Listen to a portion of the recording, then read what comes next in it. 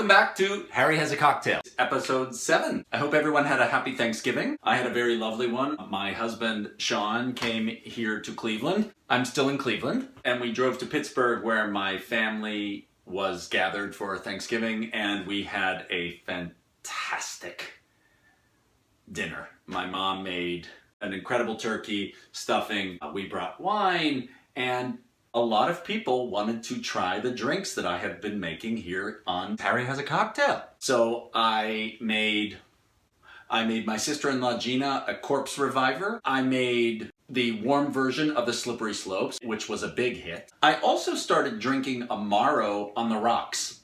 Just started having the Averna just right on the rocks and just sipping it, and it's great. I am a huge fan of amaro. I think it's my new favorite alcohol, which is pretty hard to do considering gin has been in the lead for quite some time. Tonight, I am going to make the final drink out of my most recent box from Shaker and Spoon, the Last Chance Nance. This libation from, I'm sorry, I'm going to botch the name. I should have done my research a little bit more clearly. But this libation from Jacyara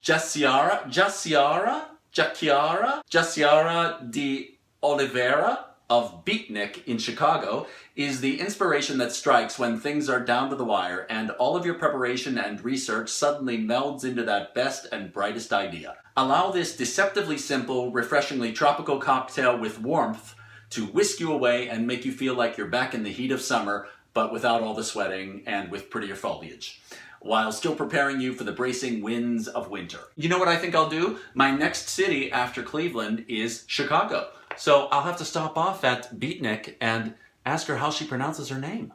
So here we go. Here's what's in the Last Chance Nance. 1.5 ounces of amaro. And this week I'm going to go ahead and use Campari, because I've been using the Averna for the past couple of amaro recipes. I thought maybe I'd go a little bitter this time and see how that tastes in this. We also are going to have 1 ounce of lemon juice, which I'm going to squeeze from a fresh lemon, 1 ounce of pineapple juice. We're also going to have a 1/2 ounce of ancho, chile, demerara syrup, which, I don't know, maybe it's going to add a little spice, a little tang to the drink. And then they also included a little nutmeg. This is actually a nutmeg. A nut of nutmeg, which we will use as garnish at the end. And we're going to make all of this in a shaker, and we are going to ultimately put it into a Collins glass. So here we go. Let's see how we make the Last Chance Nance. Add all of the liquid ingredients to a shaker, fill the shaker with ice, and shake vigorously until it is ice cold. So here we go. 1.5 ounces of amaro, and as I said, I'm going to go ahead and use the Campari. 1 ounce of lemon juice.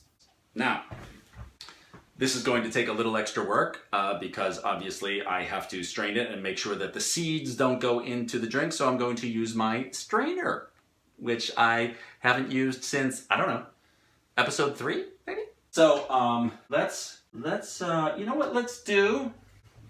I'm going to strain it into this measuring cup first. Let's do that. Also, the recipe calls for, at the end, for you to have a garnish of some kind. It says you can use pineapple fronds or a pineapple wedge, neither of which I have. So I think I'm just going to use a good old lemon slice. And just to show you a little bit here of what I usually do whenever I'm making a lemon garnish, I actually learned how to do this back when I was waiting tables / bartending. Oh, glasses fell off of my face. I wasn't a very good bartender, full disclosure here. Whenever I was a waiter, occasionally somebody needed to fill in for a bartender, and I would do it. But I don't know if it was just my age or just the fact that I really, really hated being a waiter and I hated the whole atmosphere of waiting tables. Maybe that's why I wasn't so good at it. But, you know, being a bartender is an incredibly fast-paced job, and I just wasn't good at it. Actually, there was something else about it. I didn't really enjoy being trapped behind a bar with people who wanted to talk to you about their lives. I know that sounds terrible, but which is odd because I actually am a people person, but the upshot here is that I was not a good bartender. But I did learn some things. Here's one of the things that I learned about a lemon. So whenever you're cutting your lemon, always use a serrated knife, which in Italian is il coltello seghettato, serrated knife. Pretty good, huh? Use a serrated knife because it cuts through the rind better. I slice off both ends here. And then, you know, I'm just basically going to cut a little wedge here. There's a lot of different ways to go about this, but the most simple one is there I just cut a little, and then just, you know, take your knife and jit through the center of it. Then it has a little divide in it there. And then that's the way it's going to sit on the top of my glass. So I'm going to save that for later. Now I'm going to take the rest of my lemon and squeeze it in here so that I have enough. Let's see, what do I need? 1 ounce of lemon juice, which is pretty much going to be the whole lemon, I think. This is my ounce here on the top here. So let's see how much I squeeze in. Woo! Squirted all over myself. Okay. Something I'm learning right now too, actually, is the lemon will actually squeeze a lot better if you do it in smaller sections. Cut it in quarters. Don't do a half, just because I don't know. It seems to squeeze better. So here I have some now. That's about half of the lemon. Let's see where we are. Yeah, about half of the lemon is about half an ounce.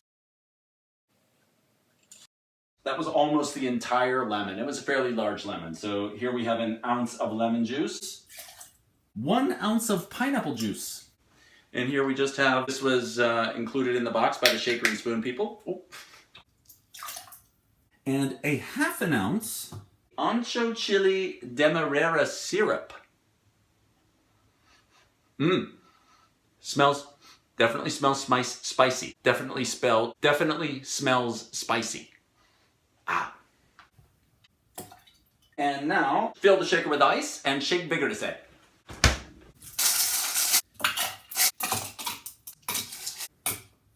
Shake vigorously for 15 to 30 seconds.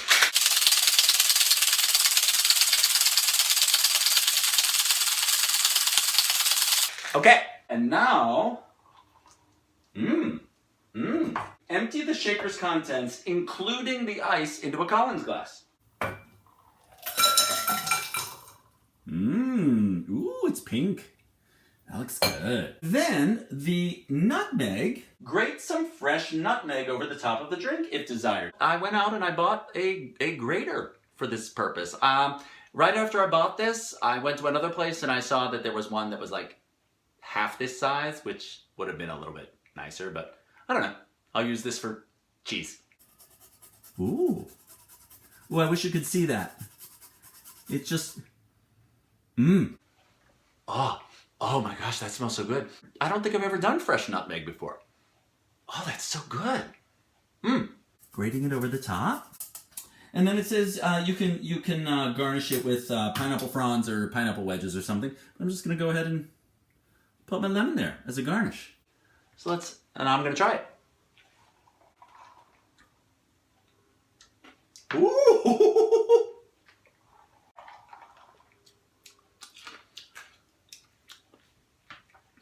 Wow! That is so delicious. It's weird because it's not at all what I expected.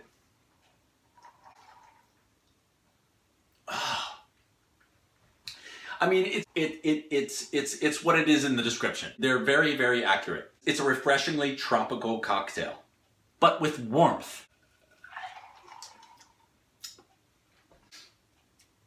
You know, citrusy, pineapple-y taste. But that demerara, the ancho chilies, like add just a little bit of a kick. I might even add a little bit more, you know, just depending on your taste. I'm realizing that too. That's what's so fun about making these cocktails at home. Once you make it, things can be adjusted to your own tastes. If you know, with the slippery slopes, for example, I would either try next time to use an amaro that was slightly more bitter, or in the cold version, I would have increased the amount of cold brew to kind of up the bitter quotient and lowering the sweetness quotient, because as you know, just my personal taste is that I don't love sweet drinks. This is a sweet drink, but it's different because it has like a, I I don't know, this tastes like something you'd want to drink at Christmas time in the Bahamas.